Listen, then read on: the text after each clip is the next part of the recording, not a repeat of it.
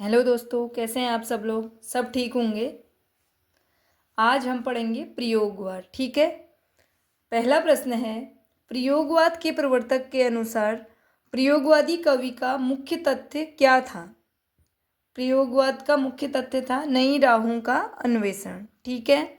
अगला प्रश्न है, अज्ञेय का पूरा नाम है। अज्ञेय का पूरा नाम है सच्चिदानंद हीरानंद वात्स्यायन। अगला प्रश्न है, प्रयोगवाद को किसने सर्वाधिक प्रभावित किया। प्रयोगवाद को किसने सर्वाधिक प्रभावित किया। अस्तित्ववाद ने। ठीक है। अगला प्रश्न है, प्रयोगवाद की जन्मदात्री पत्रिका है। कौन सी है। प्रतीक। अगला प्रश्न है, तार सप्तक का प्रकाशन वर्ष है। तार सप्तक कब प्रकाशित हुआ था। तार सप्तक प्रकाशित हुआ था 1943 में। ठीक है।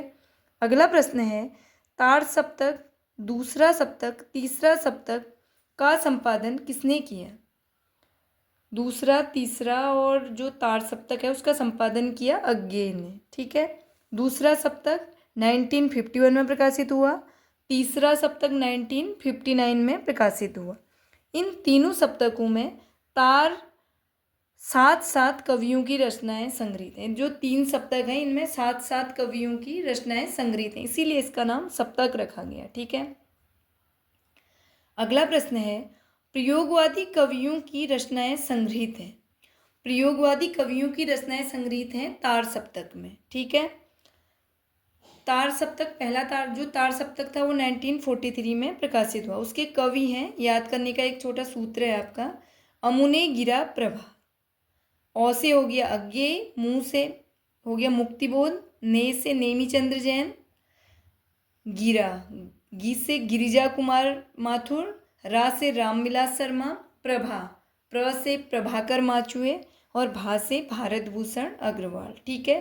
कभी आ जाता है एग्जाम में कि प्रथम तार सप्तक में या तार सप्तक में कौन कौन से कवि शामिल है, नाम दिया होगा, तो आपको ये शॉर्ट फॉर्म है, इसमें याद कर सकते। अमुने गिरा प्रभा, ये याद कर सकते हैं आप।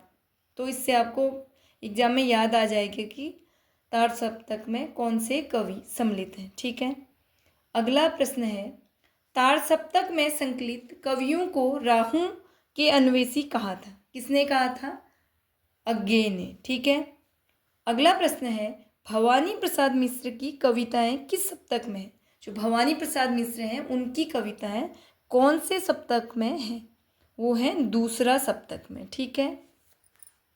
अगला प्रश्न है, सन 1951 में 1951 में प्रकाशित दूसरा सप्तक में कौन सी कवित्री शामिल थी। वह है शकुंतला माथुर। ठीक है। अगला प्रश्न है, केदारनाथ सिंह किस सप्तक में संकलित हैं। केदारनाथ सिंह है तीसरा सप्तक में। ठीक है।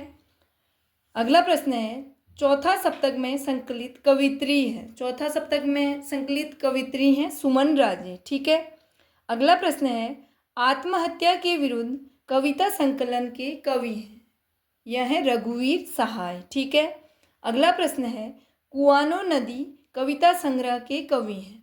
कुआनो नदी कविता संग्रह के कवि हैं सर्वेश्वर दयाल सक्सेना। ठीक है।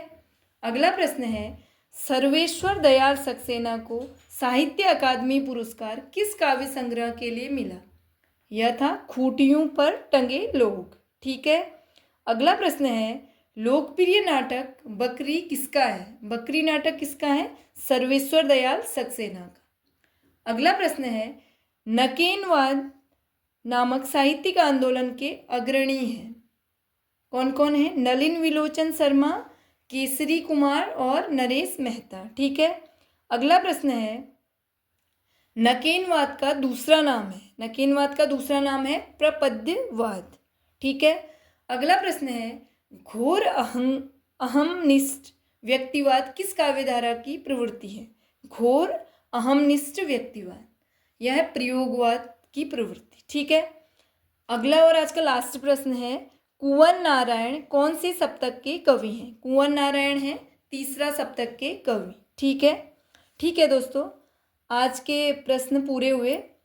आपको कुछ और पढ़ना है, प्रयोगवाद या जो आज तक मैंने पढ़ाया है उनसे और क्वेश्चन पढ़ने हैं। तो आप नीचे कमेंट करके बता सकते हैं। ठीक है, चलो ठीक है फिर, धन्यवाद।